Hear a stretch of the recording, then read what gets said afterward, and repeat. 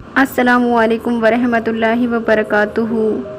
جب حضرت موسیٰ علیہ السلام کی زندگی اختتام کو پہنچی تو فرشتہ موت حضرت موسیٰ کلیم اللہ کی خدمت میں حاضر ہوا اور کہنے لگا، اے اللہ کے نبی، اللہ کا حکم ہے کہ آپ کی روح قبض کی جائے۔ بس موسیٰ علیہ السلام نے فرمایا، اے فرشتہ موت، کیا تجھے معلوم نہیں میں اللہ کا نبی ہوں، موسیٰ کلیم اللہ ہوں؟ مجھے اتنی مہلت دو کہ میں اپنے گھر جاؤں، بچوں سے ملاقات کروں، اپنے گھر والوں کو الوداع کہوں، اس کے بعد تو میری روح قبض کرنا۔ فرشتہ موت کہنے لگا، اے اللہ کے نبی، میں تو اللہ کے حکم کو تسلیم کر رہا ہوں اور مجھے یہ مہلت نہیں ہے کہ میں آپ کو مہلت دوں۔ موسیٰ علیہ السلام اس فرشتے کو دیکھ کر آسمان کی طرف منہ کرتے ہیں اور فرماتے ہیں کہ اللہ اتنی مہلت دے کہ میں تیری عبادت کروں، تجھ سے بات کروں۔ موسیٰ علیہ السلام کو مہلت ملی۔ اللہ کے نبی موسیٰ نے اللہ کی عبادت کی، ہاتھوں کو اٹھایا اور فرمانے لگے، اے میرے اللہ، اس موت کے فرشتے کو حکم دے کہ مجھے اتنی مہلت دے کہ میں اپنے گھر والوں سے الوداع کہہ دوں۔ بس موسیٰ علیہ السلام کی دعا اللہ نے قبول فرمائی۔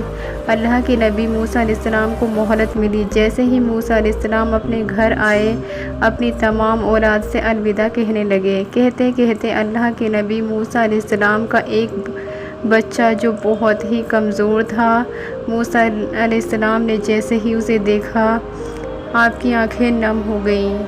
وہ دل ہی دل میں سوچنے لگے کہ دوسرے بیٹے تو بڑے ہیں، لیکن یہ میرا بچہ اتنا کم سن ہے، اتنا چھوٹا ہے، یہ زندگی کیسے گزارے گا؟ جیسے موسیٰ علیہ السلام کا یہ سوچنا تھا کہ آوازیں غیب آنے لگی کہ اپنی لاٹھی سے جو تمہارے پاس پتھر رکھا ہوا ہے اس پر مارو۔ جیسے ہی موسیٰ علیہ السلام نے لاٹھی ماری تو وہ پتھر ٹوٹ گیا، اس کے اندر ایک دوسرا پتھر تھا۔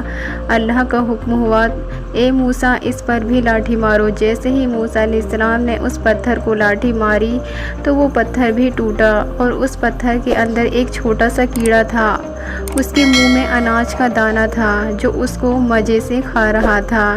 بس جیسے ہی موسیٰ علیہ السلام نے یہ دیکھا، آوازیں غیب آئی، اے موسیٰ، دیکھ پتھر کے اندر ایک اور پتھر تھا، اس پتھر میں چھپا یہ کیڑا بھی اپنے رزق سے محروم نہیں، اس کو بھی میں نے رزق دے رکھا ہے، تو تیرے بچے کو میں کیسے بھلا دوں گا؟